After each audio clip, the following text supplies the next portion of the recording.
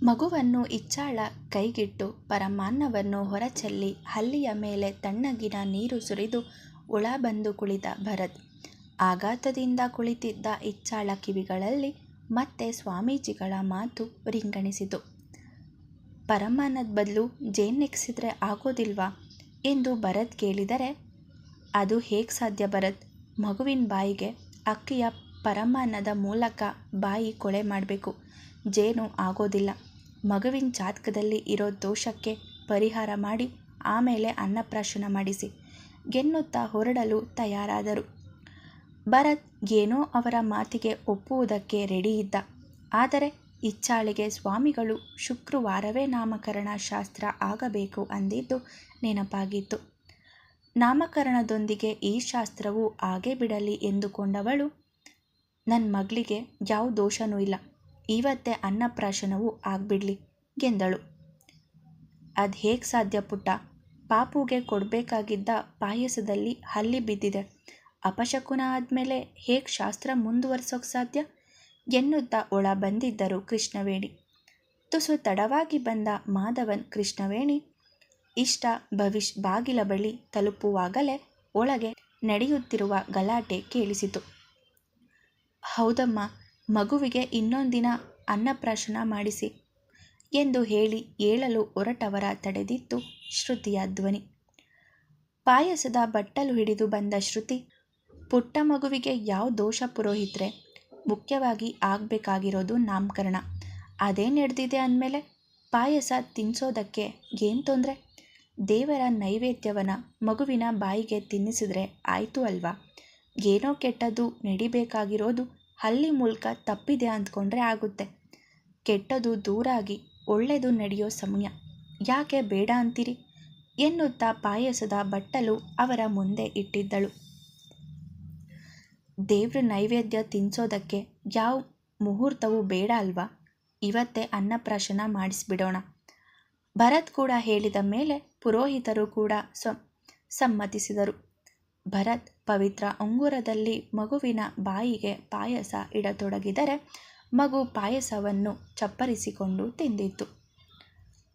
ಚಿನ್ನು, ನೀನು ಯಾವ ಕ್ಯಾಪಲ್ಲಿ ಪಾಯಸ ತಂದೆ? ಆಗಲೇ ಮಗುವಿಗೆ ದೇವರಿಗೆ ನೈವೇದ್ಯ ಆದ ಪಾಯಸವನ್ನೇ ತಾನೇ ತಂದಿದ್ದು, ಇದ್ಯಾವ ಪಾಯಸ ಎಂದು ಕೇಳಿದ.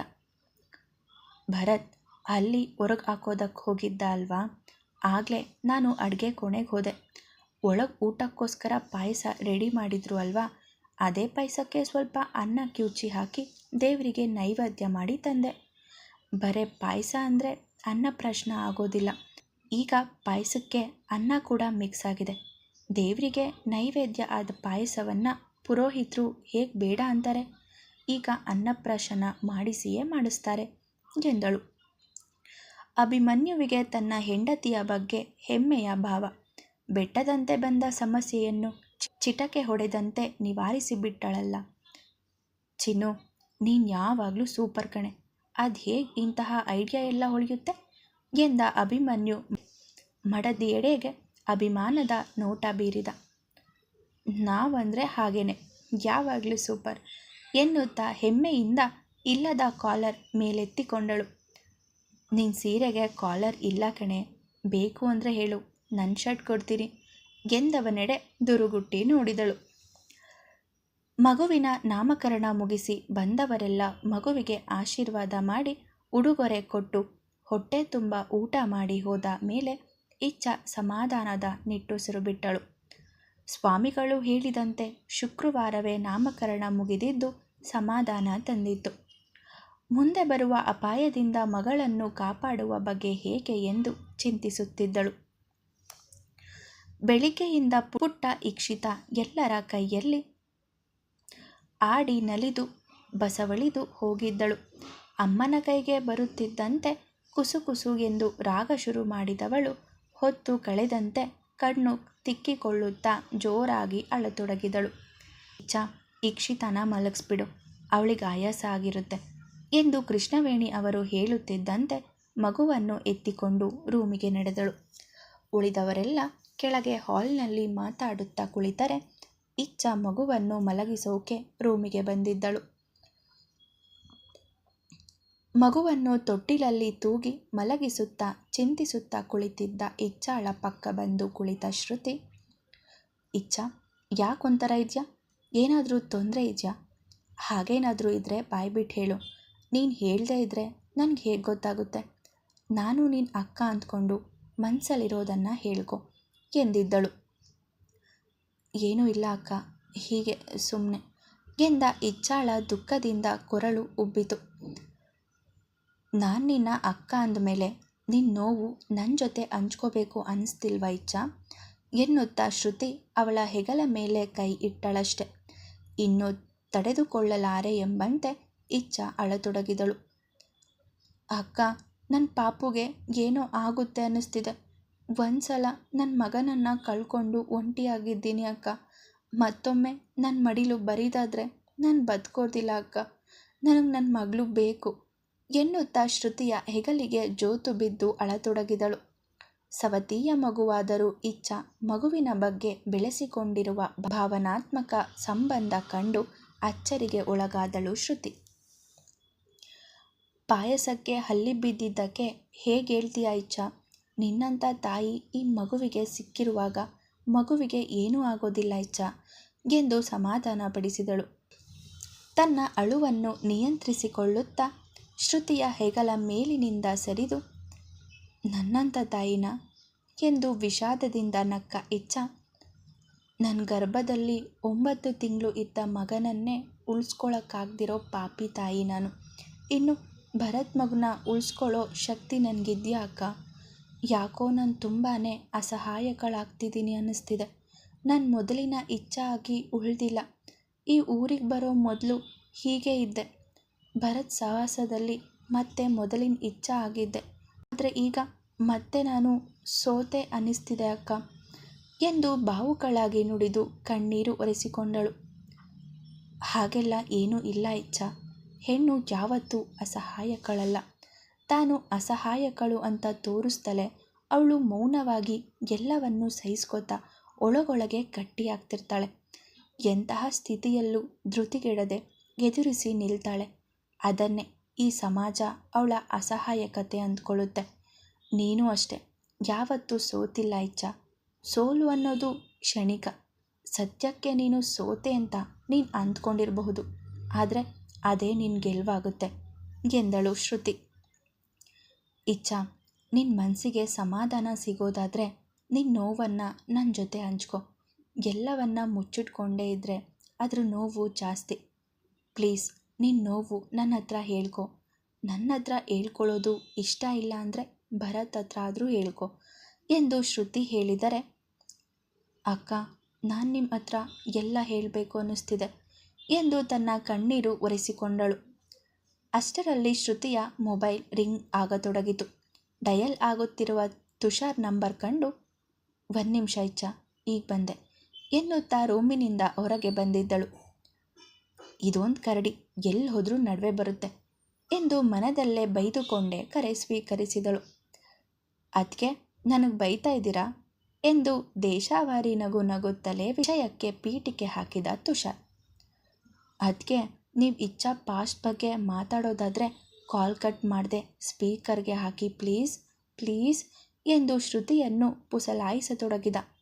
ಯಾವ ಮಾಯದಲ್ಲಿ ಬಂದು ಕಿವಿಗೆ ಹಾಕ್ಕೊಂಡು ಹೋದ್ನೋ, ಈ ಡಿಟೆಕ್ಟಿವ್ ಕಿವಿ ಎಲ್ಲ ಕಡೆ ಇರುತ್ತೆ ಎಂದು ಬೈದುಕೊಂಡಳು. ನಿನ್ಗ್ಯಾಕೆ ಬೇಕು ಇಚ್ಛಾ ಕತೆ? ಅವಳ ಕತೆ ಕೇಳಿ ನಿನ್ಗೇನು ಮಾಡೋದಿದೆ? ತನುಗೆ ವಿಷಯ ಹೇಳಲಾ ಎಂದು ಒಣ ಧಮಕಿ ಹಾಕಿದ ಶ್ರುತಿ ಪಕ್ಕ ಮೈದುನನನ್ನು ತರಾಟೆಗೆ ತೆಗೆದುಕೊಳ್ಳುವ ಅತ್ತಿಗೆಯಾಗಿದ್ದಳು. ಅದಕ್ಕೆ ಪ್ಲೀಸ್ ಅದಕ್ಕೆ ಹಾಗೆಲ್ಲ ಮಾಡಬೇಡಿ, ನೀವು ನನ್ನ ಮುದ್ದು ಅದಕ್ಕೆ ಅಲ್ವಾ ಎಂದು ಪೂಸಿ ಹೊಡೆಯತೊಡಗಿದ. ತುಸು ಟೇಂಕರಿಸಿ ನಿಂತ ಶ್ರುತಿ, ಹ್ಞೂ ಮತ್ತ್ಯಾಕೆ ಸ್ಪೀಕರ್ಗೆ ಹಾಕಬೇಕು ಹೇಳು ಎಂದು ಗಂಭೀರವಾಗಿ ಕೇಳಿದಳು. ಅದು ಅದಕ್ಕೆ ಭರತ್ ಮತ್ತು ಇಚ್ಛಾ ಹೇಗೆ ಅಂತ ನಿಮಗೆ ಗೊತ್ತು ಅಲ್ವಾ?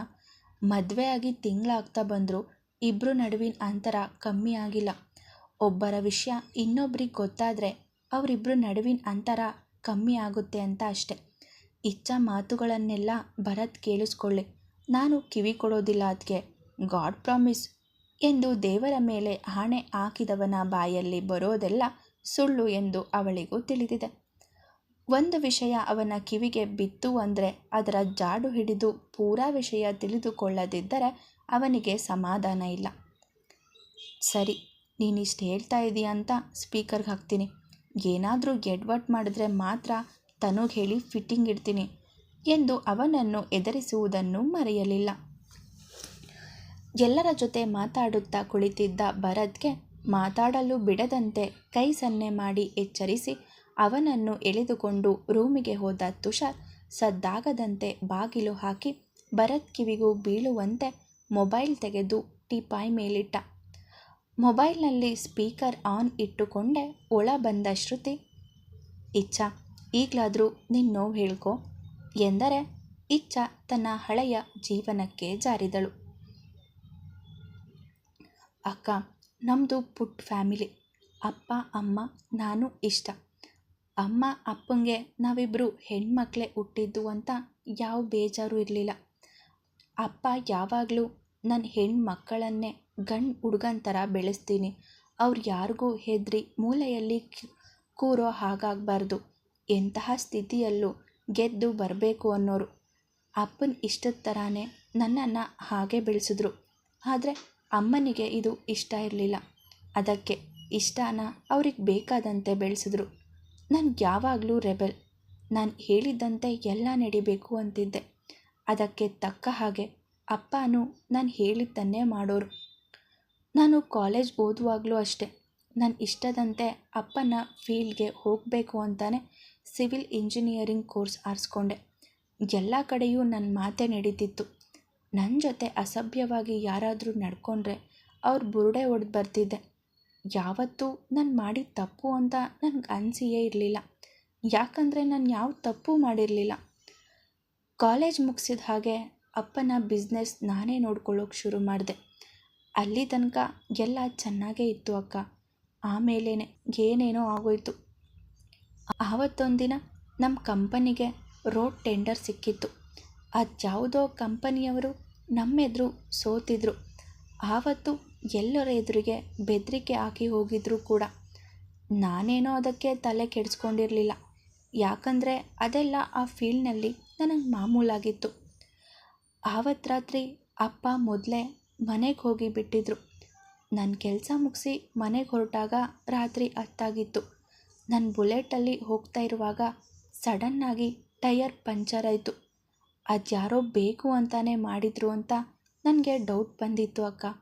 ಯಾಕಂದರೆ ಹೊಸ ಟಯರ್ ಹಾಕಿ 1 ವಾರ ಕೂಡ ಆಗಿರಲಿಲ್ಲ. ಅದು ಅಲ್ಲದೆ ಆ ರೋಡಲ್ಲಿ ಜನಸಂಚಾರ ಕೂಡ ಕಡಿಮೆನೆ. ನನಗೇನು ಭಯ ಆಗಿರಲಿಲ್ಲ ಅಕ್ಕ. ಆವಾಗಿದ್ದ ಇಚ್ಛಾ ಯಾವುದಕ್ಕೂ ಹೆದರುತ್ತಿರಲಿಲ್ಲ. ಡೋಂಟ್ ಕೇರ್ ಸ್ವಭಾವದವಳು ನಾನು. ಆವತ್ತು ನನ್ನ ಕಣ್ಣೆದುರು ಬಂದವನೇ ಭುವನ್, ನನ್ನ ಪಾಲಿನ ಶನಿ ಎಂದವಳು ಅಂದಿನ ದಿನ ನೆನೆದು ಕೋಪದಿಂದ ಕಟಕಟನೆ ಹಲ್ಲು ಕಡಿದಿದ್ದಳು. ಮುಂದುವರಿಯುವುದು.